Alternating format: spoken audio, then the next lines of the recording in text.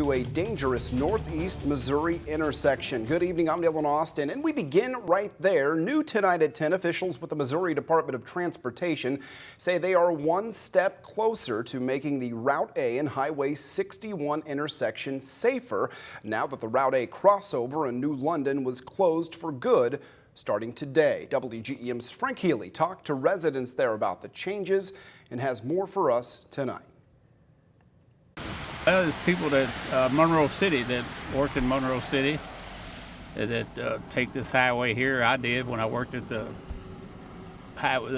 Monroe City die casting, and a lot of people that live out that way too. New London resident Charles Marshall says when the work started, he knew about the new turn lanes, which aim to make the intersection safer, but not about the crossover being closed. I didn't know they were going to close a crossover. I thought they were just making the turn lane. I didn't know they were going to cross the crossover. But MoDOT officials say closing this and another crossover are key in making this section of Highway 61 safer for drivers. A lot of those movements, the crossing movements, were causing severe crossing accidents. And so we made some improvements. We removed some of the movements, especially those crossing movements at Route A and then at Kings Highway that were causing problems. MoDOT area engineer Brian Untes says that's why they're making these changes. Now, we are still going to allow, like at Route A, if you're going north or south on 61, you're going to be able to turn left onto either direction Route A.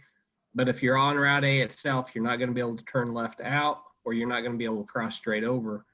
Those were the movements that were causing a lot of those severe accidents there.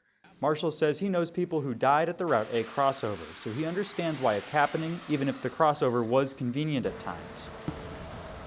If it's for safety's sake and save one life, I guess it'd be worth it. Frank Healy, WGEM News, New London, Missouri.